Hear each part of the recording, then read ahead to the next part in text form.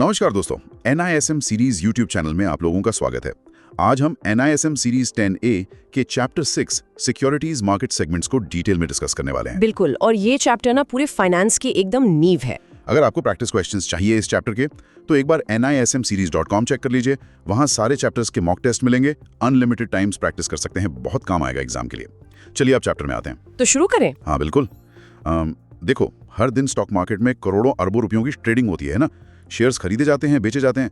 लेकिन सबसे हैरानी की बात यह है कि सेकेंडरी मार्केट में हो रही इस ट्रेडिंग का एक भी पैसा सीधा उन कंपनीज के बैंक अकाउंट में नहीं जाता जिनके वो शेयर्स हैं। ये बहुत ही सॉलिड पॉइंट उठाया आपने। तो फिर कंपनीज अपने शेयर प्राइस को लेकर इतनी परेशान क्यों रहती हैं? आज हम इसी फाइनेंशियल इकोसिस्टम की गहराई में उतरने वाले हैं। एग्जैक्टली। और ये समझना किसी भी फाइनेंशियल प्रोफेशनल के लिए बहुत जरूरी है। मतलब बिना इसके कॉन्सेप्ट्स क्लियर किए मार्केट्स को एनालाइज करना बिल्कुल वैसा है जैसे बिना इंजन समझे गाड़ी चलाना। सही बात है, एकदम परफेक्ट एनालॉजी है। आज हम एक कंपनी की पूरी जर्नी ट्रेस करेंगे, कैसे वो मार्केट में आती है, कैसे फंड्स रेज करती है और कैसे उसके शेयर्स ट्रेड होते हैं। तो चलिए इस इकोसिस्टम को अनपैक करते हैं। सबसे पहले शुरुआत होती है प्राइमरी मार्केट से।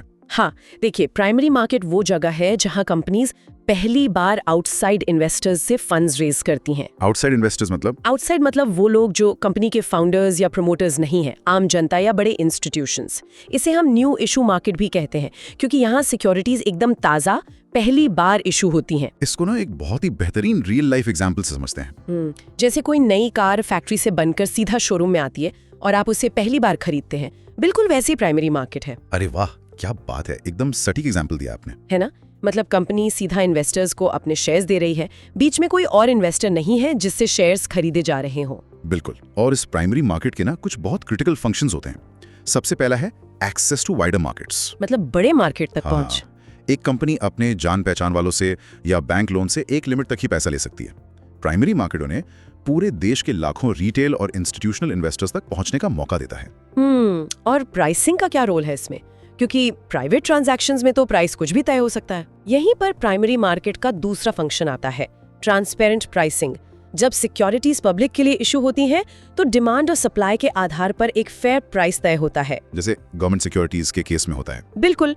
गवर्नमेंट सिक्योरिटीज में RBI गवर्नमेंट के बिहाफ पर इशू करता है, तो वहाँ एक प्रॉपर ऑक्शन प्रोसेस होता है।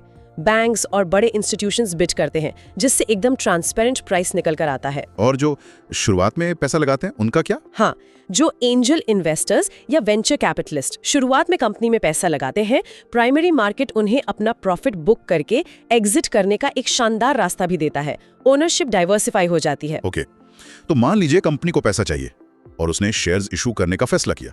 लेकिन मार्केट में शेयर्स इशू करने के भी तो अलग अलग तरीके होते होंगे ना? हाँ, बिल्कुल होते हैं। क्या हमेशा आम जनता ही शेयर्स खरीद सकती है? नहीं, ऐसा बिल्कुल नहीं है। मुख्य रूप से 4 तरीके होते हैं। पहला है पब्लिक इशू, जिसमें आम जनता यानी रिटेल इन्वेस्टर्स अप्लाई कर सकते हैं, जैसे IPO या FPO, right? Exactly. Initial public offer और फॉलो ऑन पब्लिक ऑफर। दूसरा होता है प्राइवेट प्लेसमेंट। इसमें शेयर्स पब्लिक को नहीं बल्कि कुछ गिने चुने सिलेक्ट इन्वेस्टर्स को दिए जाते हैं। और एक प्रेफरेंशियल इशू भी तो होता है, वो प्राइवेट प्लेसमेंट से कैसे अलग है? बहुत बारीक सा अंतर है। प्रेफरेंशियल इशू में एक लिस्टेड कंपनी सेबी के रूल्स के हिसाब से कुछ सिलेक्ट लोगों को, चाहे वो एग्जिस्टिंग शेयर होल्डर्स हों या कोई और, हाँ, चाहे एग्जिस्टिंग हो या आउटसाइडर्स, उन्हें शेयर्स इशू करती है। और चौथा तरीका है QIPs यानी क्वालिफाइड इंस्टीट्यूशनल प्लेसमेंट। इसमें तो सिर्फ बड़े प्लेयर्स होते होंगे। बिल्कुल। इसमें लिस्टेड कंपनी सिर्फ बड़े इंस्टीट्यूशनल बायर्स जैसे म्यूचुअल फंड्स या इंश्योरेंस कंपनीज को ही शेयर्स देती है, रिटेल इन्वेस्टर्स को नहीं। अब यहाँ से चीजें बहुत इंटरेस्टिंग हो जाती हैं।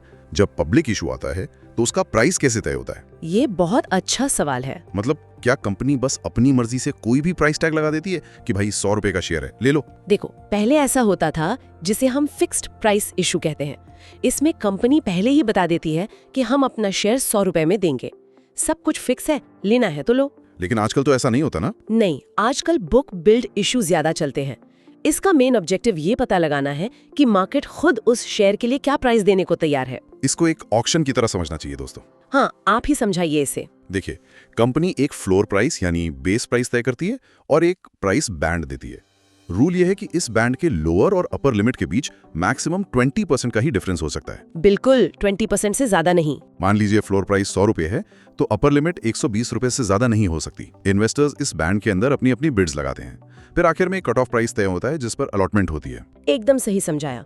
अगर हम इसे बिगर पिक्चर से जोड़ें तो ये मैकेनिज्म मार्केट को खुद शेयर की सही वैल्यू तय करने की आजादी देता है। और एक बात, जब इन्वेस्टर्स इन आईपीओज में अप्लाई करते हैं तो वो एएसबीए के थ्रू करते हैं, है ना? हाँ, ASBA यानी application supported by blocked amount. ये समझना बहुत जरूरी है कि ये सिस्टम लाया क्यों गया। बिल्कुल। 90 के दशक या 2000 के अर्ली फेज की बात करें तो इन्वेस्टर्स आईपीओ में अप्लाई करते थे, पैसा तुरंत उनके अकाउंट से कट जाता था। और अगर शेयर्स नहीं मिले तो? वही तो दिक्कत थी, रिफंड आने में महीनों लग जाते थे, इन्वेस्टर्स का पैसा फंसा रहता था। और इसी प्रॉब्लम को सॉल्व किया एएसबीए ने। समझिए कि आपका पैसा आपके बैंक अकाउंट में ही रहेगा, उस पर नॉर्मल इंटरेस्ट भी मिलता रहेगा। एग्जैक्टली। बस वो अमाउंट ब्लॉक हो जाएगा, मतलब आप उसे खर्च नहीं कर सकते। जब अलॉटमेंट मिलेगी और जितने शेयर्स मिलेंगे सिर्फ उतना ही पैसा कटेगा। अगर अलॉटमेंट नहीं मिली तो ब्लॉक तुरंत हट जाएगा। और अब तो यूपीआई इंटीग्रेशन की वजह से रिटेल इन्वेस्टर्स के लिए ये प्रोसेस फोन से बस एक क्लिक का हो गया है, बहुत आसान है। अब यहाँ से एक बहुत लॉजिकल सवाल उठता है।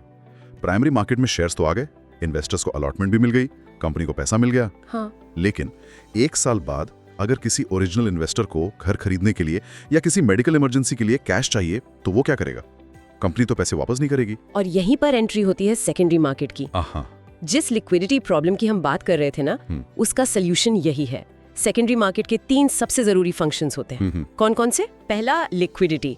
ये इन्वेस्टर्स को आजादी देता है कि वो जब चाहें अपने शेयर्स मार्केट में बेचकर कैश ले सकें। दूसरा, प्राइस डिस्कवरी। रोज लाखों बायर्स और सेलर्स के बिड्स से कंपनी के शेयर का करंट प्राइस तय होता है। और तीसरा फंक्शन है इंफॉर्मेशन सिग्नलिंग। अगर कंपनी अच्छा कर रही है, उसके प्रॉफिट्स बढ़ रहे हैं, तो सेकेंडरी मार्केट में उसका प्राइस ऊपर जाएगा। बिल्कुल। ये पूरी इकोनॉमी के लिए एक सिग्नल है कि वो स्पेसिफिक सेक्टर ग्रो कर रहा है। और जब हम प्राइसेस और कंपनी की साइज की बात करते हैं तो मार्केट कैपिटलाइजेशन का कॉन्सेप्ट समझना बहुत जरूरी हो जाता है। इसका फॉर्मूला तो बहुत ही सिंपल है, outstanding shares multiplied by market price. थोड़ा डिटेल में बताएंगे? जरूर। मान लीजिए एक कंपनी के 1 लाख शेयर्स है मार्केट में और एक शेयर का करंट मार्केट प्राइस 50 रुपए है, तो उस कंपनी का मार्केट कैप हुआ 50 लाख रुपए। इसी बेसिस पर मार्केट तय करता है कि कौन सी कंपनी ब्लू चिप यानी लार्ज कैप है, कौन सी मिड कैप है और कौन सी स्मॉल कैप है। और इन्हीं लार्ज और लिक्विड स्टॉक्स को मिलाकर ना मार्केट इंडिसेस बनाए जाते हैं, जैसे सेंसेक्स और निफ्टी। एग्जैक्टली। बीएसई का सेंसेक्स और एनएसई का निफ्टी 50। ये इंडिसेस पूरी इकोनॉमी के बैरोमीटर की तरह काम करते हैं। अगर सेंसेक्स लगातार ऊपर जा रहा है तो इसका क्लियर मतलब है कि देश की बड़ी कंपनीज अच्छा मुनाफा कमा रही हैं और इकोनॉमी मजबूत दिशा में है। But wait, let's unpack the real risks here. Secondary market में रोज करोड़ों अरबों का ट्रेड होता है। हम स्क्रीन पर बाय और सेल क्लिक कर देते हैं, लेकिन क्या गारंटी है कि सामने वाला इंसान पैसे देगा? अगर कोई डिफॉल्ट कर जाए तो? के लिए एक्सचेंजेस के पास बेहद स्ट्रिक्ट रिस्क मैनेजमेंट सिस्टम्स होते हैं। इसमें सबसे पहला हथियार है मार्जिन्स। मार्जिन्स। इसको एक रेंटल अपार्टमेंट के सिक्योरिटी डिपॉजिट की तरह समझना चाहिए। अरे बहुत ही बढ़िया एनालॉजी है। मान लीजिए एक इन्वेस्टर ने 10,000 रुपए के शेयर्स लिए। अब सेटलमेंट में 1-2 दिन का समय लगता है। T+1 या T+2 सेटलमेंट। हाँ, इस बीच अगर शेयर का प्राइस गिर जाए और बायर पैसे देने से मना कर दे तो ब्रोकर का नुकसान हो जाएगा ना? बिल्कुल हो जाएगा। इसलिए डिफॉल्ट रिस्क कम करने के लिए ब्रोकर पहले ही कुछ परसेंटेज पैसा अपफ्रंट ले लेता है। यही मार्जिन है। ये मार्केट को सेफ रखने का सिक्योरिटी डिपॉजिट है। और मार्केट क्रैश से बचने के लिए क्या मैकेनिज्म है? कई बार न्यूज में आता है ना कि मार्केट में ट्रेडिंग रुक गई। हाँ, उन्हें सर्किट ब्रेकर्स कहते हैं।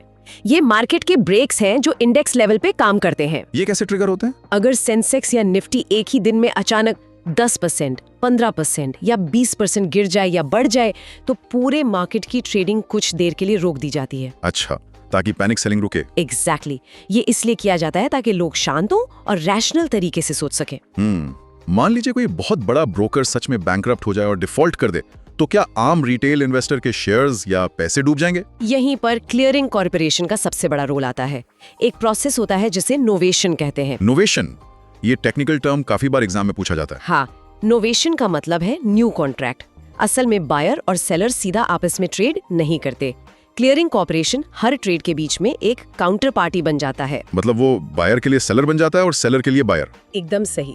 ये एक फाइनेंशियल फायरवॉल की तरह काम करता है। अगर कोई एक पार्टी डिफॉल्ट करे तो क्लियरिंग कॉर्पोरेशन की जिम्मेदारी होती है सेटलमेंट पूरी करने की। इसके लिए उनके पास कोई फंड होता है क्या?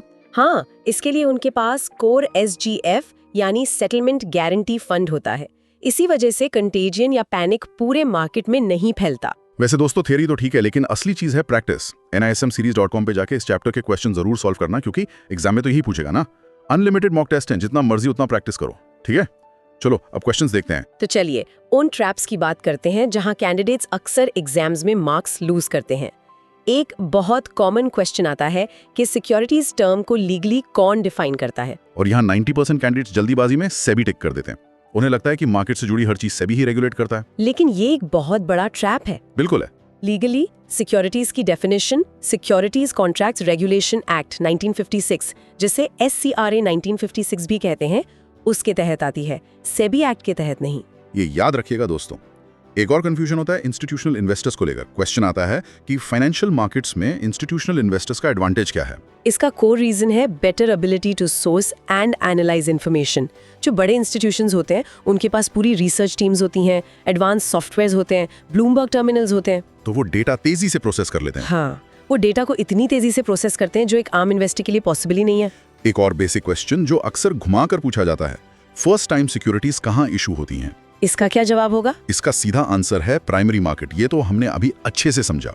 जब भी फर्स्ट टाइम या न्यू इशू वर्ड दिखे तो समझ जाइए प्राइमरी मार्केट की बात हो रही है। एक और रेगुलेटरी ट्रैप है। क्वेश्चन आता है कि इंश्योरेंस कंपनीज के फंड्स कौन रेगुलेट करता है। यहाँ फिर से कैंडिडेट से भी सोच लेते हैं, क्योंकि बात फंड्स और इन्वेस्टमेंट की हो रही है। लेकिन इंश्योरेंस कंपनीज का पूरा रेगुलेटरी फ्रेमवर्क IRDAI के पास है।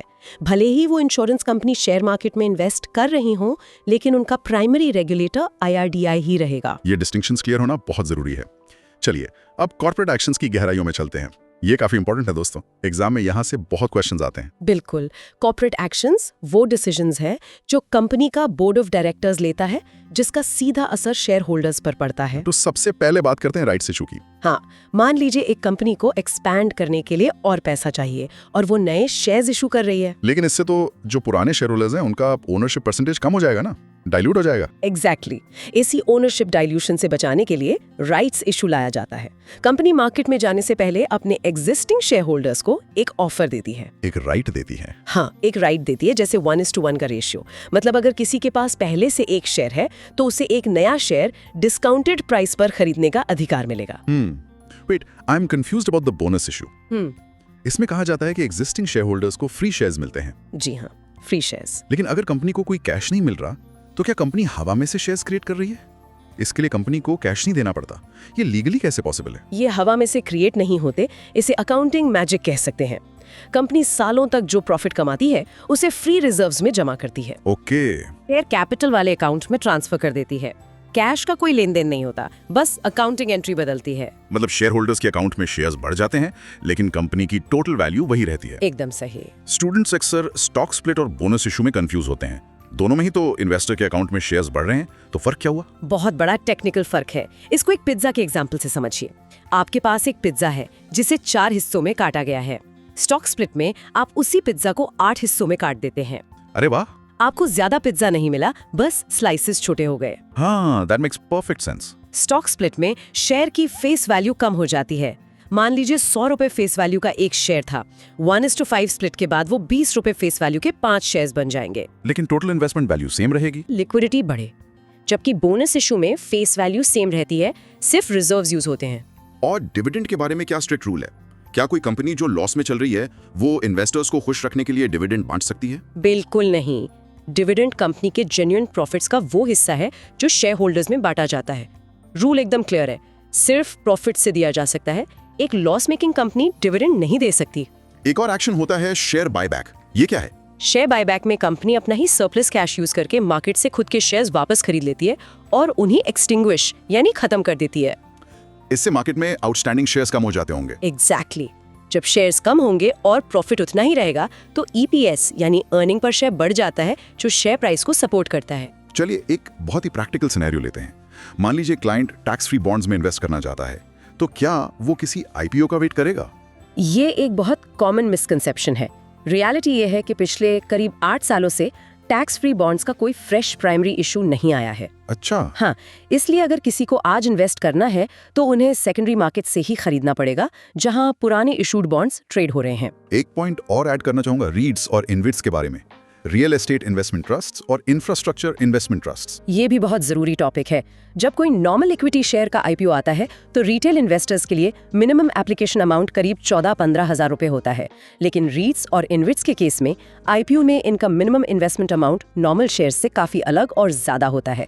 ये डिस्टिंक्शन एग्जाम के पॉइंट ऑफ व्यू से याद रखना चाहिए। बिल्कुल सही कहा, वो प्राइमरी मार्केट है। हाँ, लेकिन जब वही कस्टमर उस कार को OLX पर या किसी दूसरे इंसान को बेचता है तो वो सेकेंडरी मार्केट बन जाता है।